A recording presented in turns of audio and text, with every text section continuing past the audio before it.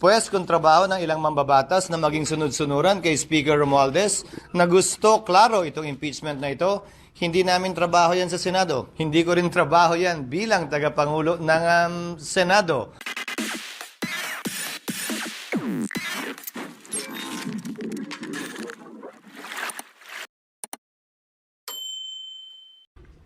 Sir, may mga congressman who are saying either natatakot ka daw o pinoproteksyonan mo si Vice President Sara Duterte kaya daw na-atras yung impeachment proceedings. Ano po ang sagot niyo doon?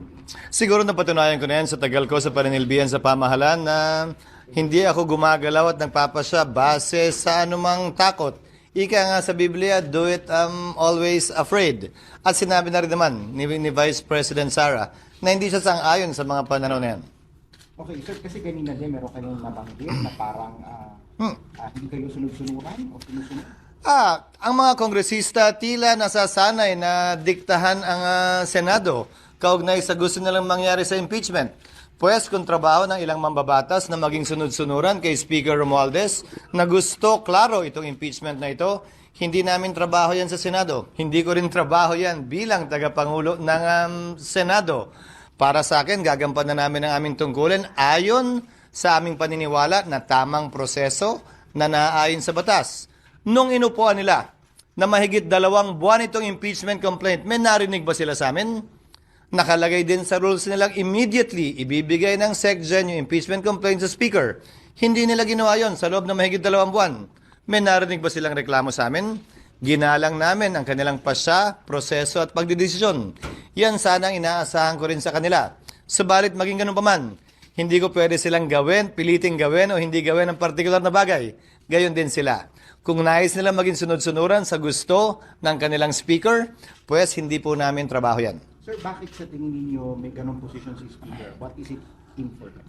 Siguro naman, klaro naman yun nung simula't simula na wala namang magaganap at mangyayari sa Kamara, lalo na't ganong karaming boto kung hindi yan sinang-ayunan ng speaker ng Kamara. But what could be his motive? Hindi para sa akin na sabihin yan. Siguro para na yan sa mga magaling sa mga political na analysis kaugnay ng kasalukuyang sitwasyon at darating na panahon. Pero klaro, ang Senado ay hindi sunod-sunuran sa Kamara kaugnay sa anumang bagay. Kabilang na ang impeachment, anuman ang ingaw-ngaw o sabihin nila. Sir, for the record, kanina po kasi merong umikot sa social media na resolution supposedly dismissing the articles of impeachment against the Vice President. Ano po ang status kung meron mang ganung dokumento dito sa Senado? Walang ganong uri ng resolusyon na final o pending sa Senado sa ngayon. Ano mang kumakalat na resolusyon na wala namang author na pinakita lamang din sa akin ng media ay ika nga mere scrap of paper unless may mag-file niyan, unless may mag-author niyan, unless pagdebatihan niyan, at unless pagbotohan niyan. As of last night, even this morning, tinanong ko dahil sa mga katanungan ng media, wala pong ganyang uri o parehong resolusyon na i-final o inihain sa Senado sa ngayon. Kaya wala kaming aaksiyonang resolusyon pareho o kaugnay o malapit sa lumalabas ngayon. Sir, pero marami pa namang araw bago ang end of session. Actually, 4 na lang. Kung may mag-file, actionan ba niyo? Kung may magmomosyon, na-aksyonan yan, pagdedebatihan yan at pagbobotohan. Pero kung walang mag-file, wala kaming aaksyonan. Sinabi ko na yan dati. The Senate is a deliberative body whose plenary is supreme.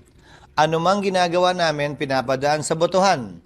Na walang sinabing pagbotohan to dahil tinatanong naman palagi, any objection? Pag wala, ibig sabihin, lahat sumang-ayon. Pero bawat ginagawa namin, pati na rin pagtawag ng roll, hindi ba? Pagtawag ng reference of business, pagtayo ng isang miyembro, lahat po yun pinagbobotohan sa pamamagitan ng simpleng katanungan, any objection. So ito, ganun din dadaan sa prosesong yan. Pagbobotohan din ito kung may maghahain nga ng ganyang resolusyon. Sir, kung wala, anong mangyayari sa June 11? Kung wala ang mangyayari sa June 11 ay yung prosesong nakatalaga sa aming rules kung saan babasahin ng mga prosecutors yung articles of impeachment, magko-convene ang Senado, susumpa ang mga mahistrado, mag-i-issue ng summons. Hanggang doon lamang ang pwedeng magawa ng kasalukuyang Kongreso kaugnay niyan. Hindi na nasayang ang suot. Thank you, sir.